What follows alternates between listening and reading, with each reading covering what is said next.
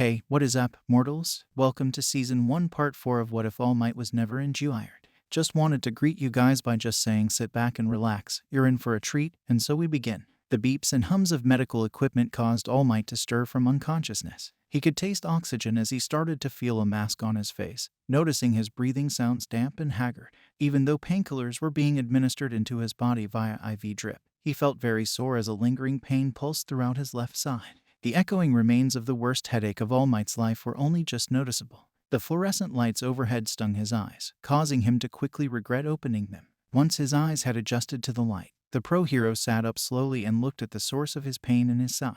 Numerous gauze and bandages were wrapped around his torso, with some of the bandages wrapping over his shoulder for support. When All Might raised his right arm to nurse the mild pain in his head, he found his arm to be a bit heavier than normal. Most of his hand and entire forearm were wrapped snuggle in a red and blue cast. All Might remembered how he got into this situation. He defeated All for One for keeps this time, and Bakugo was rescued. The pro-hero was going to have a few words with his students about their unlawful hero work, but for the moment, none of that mattered. All of his students were safe and Nana was finally avenged. All Might relaxed into his hospital bed, sighing constantly and closing his eyes to get some much-earned rest. A handful of hours passed before the door opened. Gran Torino, Recovery Girl, and Sir Night-Eye entered just as All Might was waking up again. The injured hero smiled at his friends and co-workers. He was about to greet them but only yelped as Gran Torino whacked him with his cane. Gosh darn it, Toshinori, why didn't you wait up for me? I was going to help you face All for One after I got done with helping take care of that Namu swarm.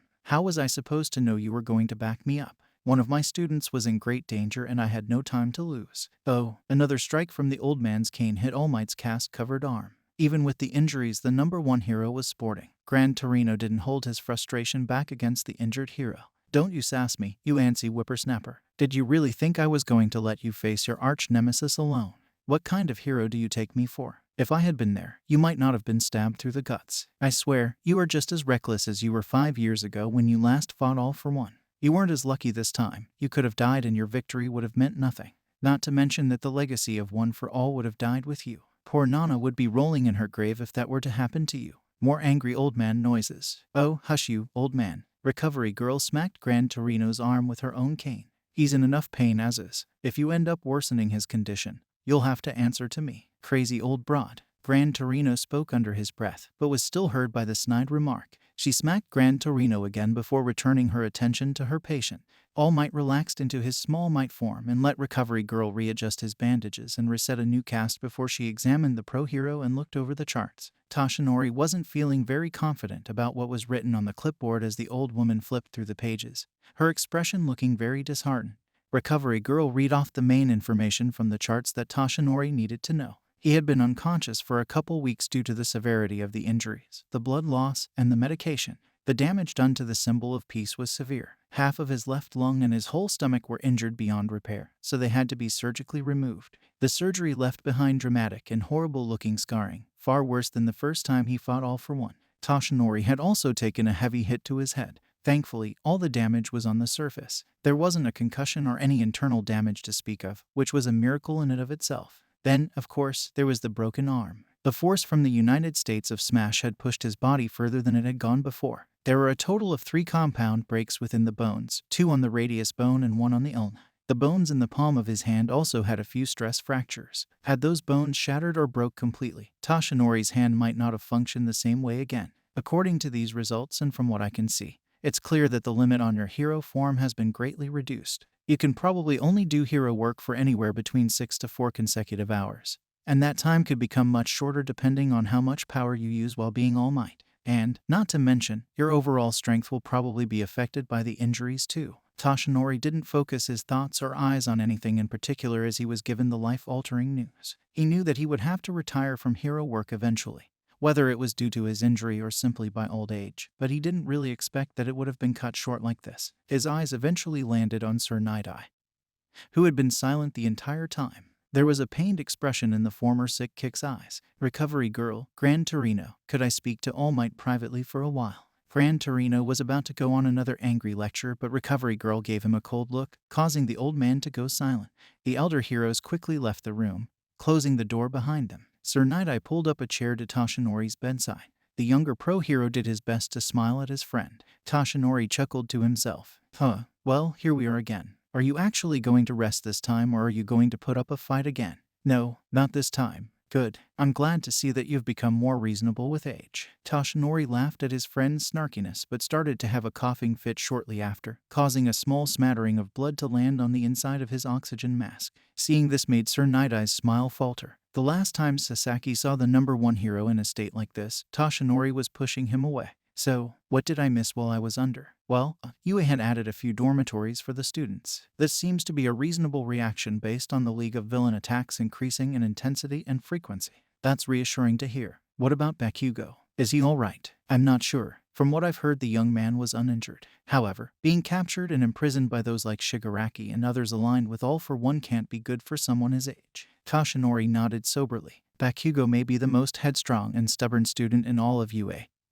He's not invulnerable. There's only so much stress and trauma someone can take before something breaks. Toshinori feared for the current standing of Bakugo's mental and emotional state. I'll have to speak with him once I'm well enough to leave, see how he's doing. And the students that pulled him from the danger, too. Even though their plan was clever and well executed, they'll still be in some sort of trouble. But I'll go easy on them. Sir Night-Eye nodded silently, unsure of what else to say. The two pro heroes sat awkwardly in the mostly quiet room, listening to the sounds of the heart monitor and other machines. Both of them knew what they needed to discuss, but Toshinori wanted to delay that conversation, if only for a few more minutes. Those few short hours in your hero form. Sir Night-Eye also seemed hesitant to talk about it too. They're only going to get shorter as time goes on, Toshinori. I've guessed as much, considering how it occasionally hurts just to breathe.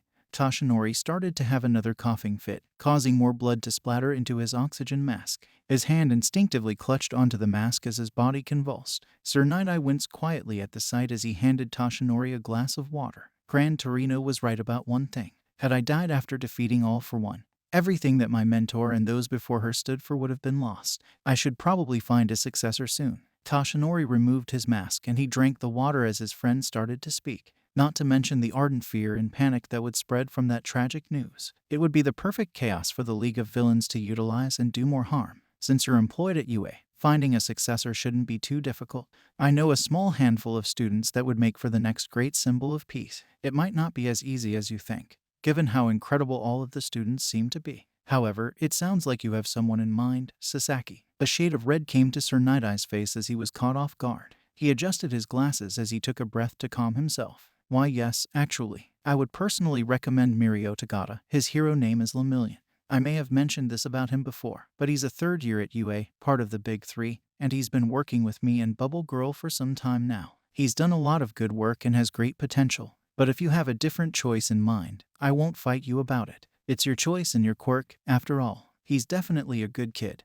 Very optimistic and charismatic, but I believe I already have someone else in mind. Who do you have in mind? Another one of the Big Three. He's a first-year student, actually. A young man that I had met several months before the school year began. I trained him and prepared him for the entrance exam. He was a weakling with big dreams when he started, but he's got a hero's spirit and is stronger for it now. I would be surprised if you haven't heard of him. Is he one of the hero course students? It sounds like you're describing Bakugo or someone else in the 1A class. He's not in 1A. He's in general studies, actually. Hitoshi Shinso is the only one I've heard of from that class. He also has great potential, but I think Aizawa has taken a liking to training him from what I've heard. Sir Night-Eye had no words to say as confusion was clearly on his face. A soft smile came across Toshinori's face, amazed that he was able to stump his dear friend. The young man's name is Izuku Midoriya, and he's UA's first quirkless student. Thank you all for indulging yourselves in the story thus far. Hope you enjoyed it. Now there are a few more things that I'd like to go over before the video ends. Firstly, we've got a second channel called Anime Deep Dive. Anime Deep Dive goes deep into the facts and lore of a wide variety of anime. It's sure to expand your weeb knowledge for all kinds of series guaranteed. On top of that, we have a third channel called We The Celestials Naruto What Ifs. It's what we do on this channel already but in the vast world and lore of Naruto. Go check it out if you're in the mood for some jutsu action. I'd like to let you all know on behalf of We The Celestials, I'd like to thank everyone involved in the production of today's awesome content. Their details will be in the description below. If you're perhaps interested in what we do here at WTC, then I would like to extend out an invitation to join the team. The only caveat being we only accept members 16 and older to join our crew. You can find us on our Discord, which you can locate in the description below. Our Discord is an all-around fantastic place to be, whether you're a fan or looking to join our band of misfits. All you gotta do is hit up the recruitment server and sign up for whichever category of work that fulfills your interest. We're always looking for members to join us. Well, that's it from us for today's video. So thank you all for watching and have a great day.